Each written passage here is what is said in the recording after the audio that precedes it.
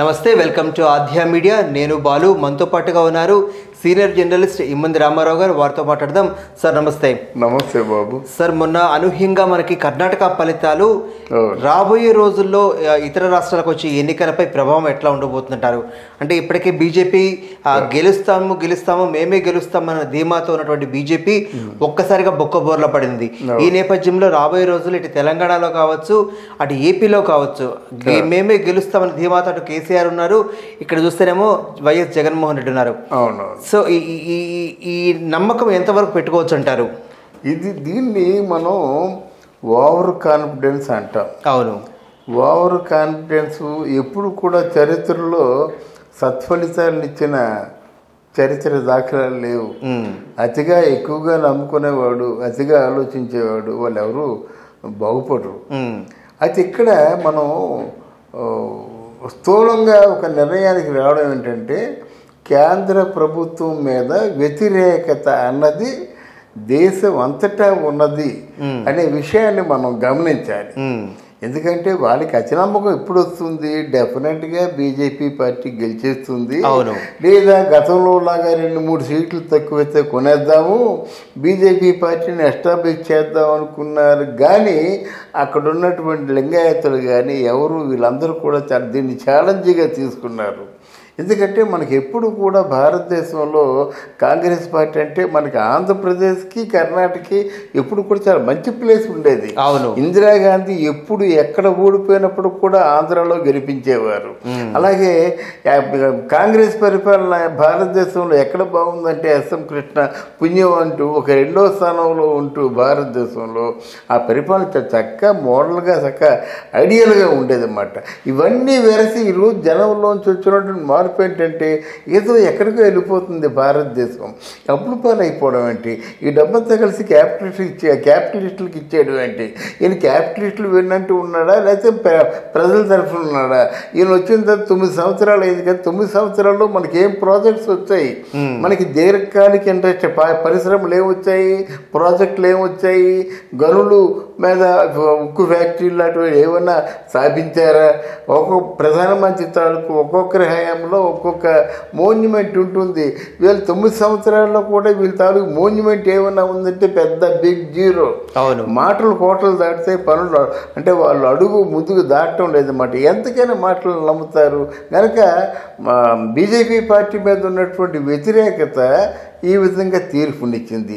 అదేవిధంగా ఇక్కడ కూడాను జగన్మోహన్ రెడ్డి గారు ఏంటన్నారు? ఉచిత కరెంట్ అన్నాడు, అంచెలంచెలుగా మద్యం మాఫీ అన్నాడు, తర్వాత మీ పిల్లలు చదువు అన్నాడు, మీ 40 సంవత్సరాలు నిన్న వరకేమో 18,000 అన్నాడు, ఆటో అన్నాడు, టైలర్ అన్నాడు, అన్నీ అన్నాడు అన్నమాట.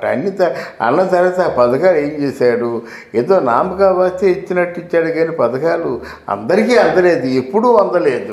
మీరు పథకాల పేరు తీసుకొచ్చారు కాబట్టి ప్రధానంగా కర్ణాటకలో బీజేపీ ఓడిపోవడానికి ప్రధాన కారణంగా అక్కడ అవినీతికి కేసులు బాగా కూరుకుపోవడం అని అందరూ తేల్చిన ఫైనల్గా ఒక అంశం.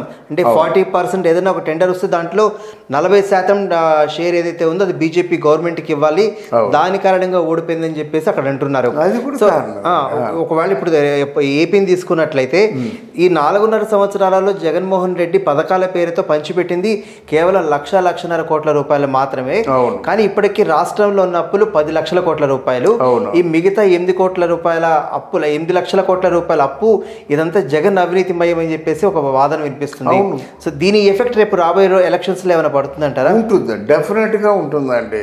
ఎందుకంటే మీరు గుడివాడ అమర్నాథ్ని మన నాగరాజు ఎవరో ఇంటర్వ్యూ చేశారన్నమాట.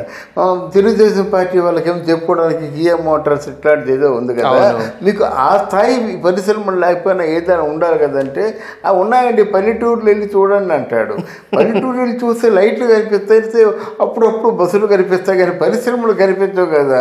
అయితే ఆ మాట చెప్పినట్టయితే అవునులేండి, మరి అసలు కియా మోటార్స్ని ముందు చర్చల్లో దిగి చర్చించింది మా రాజశేఖర రెడ్డి గారు కదే అన్నారన్నమాట. ఆయన ఇప్పుడు మాట్లాడాడు కానీ పర్సూ చేసి ఎగ్జిక్యూట్ చేసి మొత్తాన్ని స్థాపించినాడు చంద్రబాబు నాయుడు. అంటే అలా కాదండి, మాకు మ్యాటర్ వీకు పబ్లిసిటీ పీక్ అన్నాడు అన్నమాట. ఆయన ఆ మాటలకు కూడా అర్థం తెలియదు, అంటే తనకు తనే మ్యాటర్ వీక్ అని చెప్పుకుంటున్నాడు అన్నమాట. ఇలాంటి పరిస్థితుల్లో ఇలాంటి ఐటీ మినిస్టర్లు పెట్టుకొని జగన్మోహన్ రెడ్డి మీరు ఎలా ఓట్లు దండుకుంటారు, ఎలా ఓట్లు వస్తాయనుకున్నారు, ఎలా 100కి 175 వస్తాయనుకుంటున్నారు? ఒక్క మినిస్టర్ కరెక్ట్గా పనిచేస్తున్నాడా? ఒక్క మినిస్టర్ కరెక్ట్గా పనిచేస్తుందా? ఒకవేళ పనిచేస్తే జగన్మోహన్ రెడ్డి గారు స్వతహాగా నోటీసులు చెప్పారు. ఆ కేసిరెడ్డి, గుడ్ మార్నింగ్ కేసిరెడ్డి ఉన్నాడు కదా, ఆయన మీద బోర్డు అనే అభియోగాలు ఉన్నాయి. ఆయన మొత్తం గుడ్ మార్నింగ్ అని చెప్తారు కానీ మొత్తం చెరువులన్నీ కబ్జా చేసేస్తున్నాడు ఆయన. అది తెలియటం లేదు. వీళ్ళమ్మ మీ ఇంట్లో బాగుంది, టిఫిన్ చేసుకున్నారా, చట్నీ ఏం చేసుకున్నారు, పిల్లలు స్కూల్కి, ఈ మాటలు మాట్లాడుతున్నాడు అనమాట. గంపతోనేమో మామూలు పెండ దుంపలు తెచ్చినట్టు ఈ దుంపలు ఎంత కమ్ముతామా, ఈ శనక్కాయలు ఎంత కమ్ముతామా అంటే ఒక 500 కమ్ముతారు, ఓ 1000 రూపాయలు ఇచ్చేసి ఆ శనక్కాయల బుట్ట తీసుకొని మీ అందరూ పంచుకుంటారని చెప్పడం, ఇది పరిపాలన కాదు కదా. ఇది పరిపాలన కాదు కదా. నా ఊరికి బస్సులు కావాలి, నా ఊరికి రోడ్లు కావాలి, నా ఊరికి ట్రాన్స్పోర్టేషన్ కావాలి, నా ఊరికి బిజినెస్ రెవెన్యూ కావాలి, నా ఊరికి మొత్తం మార్కెట్లో కొంతమంది పరోక్షంగా బతకాలంటే ఒక పరిశ్రమ ఉండాలి. ఒక పరిశ్రమ వస్తుందంటే దాని మీద పరోక్షంగా ఒక 10,000 మందికి ఉపాధి అంటే 10 పదులు వాళ్ళు 1,00,000 మందికి జీవనోపాధి జరుగుతుందన్నమాట. 10,000 మంది ఉన్నట్టయితే అట్లాంటివి కోరుకోవాలి, అట్లాంటివి ఎస్టాబ్లిష్ చేసుకోవాలి. అట్లాంటిది ఎస్టాబ్లిష్మెంట్ కేసిరెడ్డి తాలూకు ఈ గుడ్ మార్నింగ్లో ఉన్నాయా? లేవు. మరి ఆయన ఆదర్శంగా తీసుకుంటే ఎలాగొద్ది అంటే ఆయన తప్ప ఇంకెవరు లేరు పనిచేసేవాళ్ళు అక్కడ. ఓకే, ఆ గుడ్ మార్నింగ్ చెప్పేవాళ్ళు కూడా ఎవరు లేరు. ఈ 151 మంది తిని తాగి పడుకున్నోరే తప్ప వీళ్ళు ఎవరైనా పనిచేస్తున్నారా? ఈ 151 మందిలో కూడా స్వయంగా జగన్మోహన్ రెడ్డి గారు నేను బ్యాక్గ్రౌండ్ చెక్ చేసుకుంటే 70 మంది యొక్క ఎమ్మెల్యేల పనితీరు సక్రమంగా లేదు, ఈసారి మీరు సక్రమంగా పనిచేయకపోతే మీకు ఈసారి సీట్లు కూడా ఇవ్వమంటూ స్వయంగా ఆయనే వెల్లడించిన నేపథ్యం. మరి 151 మందిలో 70 మంది పోతే, సగం మంది పోతే 170 స్థానాలు ఎక్కడి నుంచి ఆశిస్తున్నారు? మరి వాళ్ళు అనుకుంటున్నారండి. ఒక సహజంగా పల్లెటూళ్ళల్లో ఏం చేస్తారంటే ఉద్యోగాలు చేసిన వాళ్ళు బాబు నీ 100కి 100 రావాలని అంటారు అనమాట. అదేంటంటే స్కూల్కే వెళ్ళటం లేదు, పాఠాలయం వినటం లేదు, 100కి 100 రావాలంటారు. ఏంటంటే అలాగంటే పాస్ మార్కులు ఏమి వస్తాయి కదండి అంటారన్నమాట. అలాగే 170 అంటే కనీసం మేజిక్ ఫిగర్ ఏమి వస్తుందని ఫీలింగ్ ఆయనకి కావచ్చు, ఎవరికి మన జగన్మోహన్ రెడ్డి గారికి. అంతేగాని 170 ఎలాగ వస్తుంది, మళ్ళీ దేవుడు దిగి రావాలి, అది కాదు. ఎందుకంటే ఇక్కడ నీటిపారుదల శాఖ మంత్రికి నీటిపారుదల గురించి తెలియదు. అంబటి రాంబాబు ఒకటిగా దసరా బుల్లోలాగా మొగాన్ని రంగులు పూసుకొని డ్యాన్సులు చేస్తున్నాడు తప్ప ఏం లేదు, డ్రీమటిక్గా మాట్లాడతాడు. ఇంకెవరున్నారు? బొగ్గన రాజేంద్ర ప్రసాద్ వాళ్ళ ఫైనాన్స్ అదేదో ఆర్థిక శాఖ మొత్తం బడ్జెట్ ప్రవేశపెట్టినప్పుడు సూట్ కేసుతో వస్తాడు, బడ్జెట్ ప్రవేశపెట్టి వెళ్ళిపోతాడు. సరే దాని ప్రస్తావన ఉండదు మనకి. కనుక ఇలా ఇంకెవరున్నారు మాట్లాడేవాళ్ళు? ఆ చెవిరెడ్డి భాస్కర్ రెడ్డి ఉన్నాడన్నమాట. ఒక వర్గానికి బెదిరించేస్తాడు, నేను తీసేస్తానంటాడు, నేను లేపేస్తానంటాడు చెవిరెడ్డి భాస్కర్ రెడ్డి, చంద్రగిరి నియోజకవర్గం. ఇంకెవరున్నారండి? ఎవరు లేరండి మాట్లాడేవాళ్ళు. ఈ 4 ఉన్నారు. కొడాలి నాని ఆడొక విధవ, ఈడొక విధవ, ఈడమ్మ మొగుడు, ఆడమ్మ మొగుడు, నాయమ్మ మొగుడు, ఇంట్లో ఆడవాళ్ళు కూడా కలిపేసుకుంటాడు. ఇంట్లో ఆడవాళ్ళని తిట్టడం, ఆడమ్మ మొగుడను. ఆయన్ని నీ అమ్మ మూడంటే ఏమనుకుంటావు, నీ పిల్ల మూడంటే ఏమనుకుంటావు, నీ కూతురు మూడంటే ఏమనుకుంటావు? నీకే భాష వచ్చా, మిగతా వాళ్ళకి భాష రాదా, మిగతా వాళ్ళు మాట్లాడలేరా? ఒకవేళ మాట్లాడుకుంటే నువ్వు తట్టుకుంటావా? ఏది దీన్ని ఇతగానేమో పెద్ద రాజకీయ మేధావి అంటాడు, పేరున్నాడు. అవును, ఇకపోయినట్టు దగ్గర అనిల్ కుమార్ యాదవ్ ఉన్నాడు. నెల్లూరు పుల్లు సింహాలు అక్కడ ఉన్నాయి. ఆయన మధ్యలో చిన్న ఉడతపిల్లలాగా జగన్ వేవులో వచ్చాడు. ఆయనకి ఆ మాటలెత్తుకండి వీళ్ళందరినీ. రేపు పొద్దున ఓడిపోతే ఆ ఊర్లో ఉండగలడా? ఆయన పరిస్థితి ఏమిటది? ఆయన పేరు నీటిపారుదల శాఖ మంత్రి కాదు, నోటిపారుదల శాఖ మంత్రి అంటారన్నమాట. పుల్లు ఆనం రామనారాయణ రెడ్డి ఉన్నారండి, కోటరెడ్డి శ్రీధర్ రెడ్డి, వీళ్ళందరూ ఉన్నారు. తక్కువ వాళ్ళండి వీళ్ళు. గనక వాళ్ళ మధ్య పిచ్చిరిలాగా ఎగురుతున్నట్టు లుచ్చుతారు, వాళ్ళు తిప్పికి పారేస్తారు. అయిపోయిందా?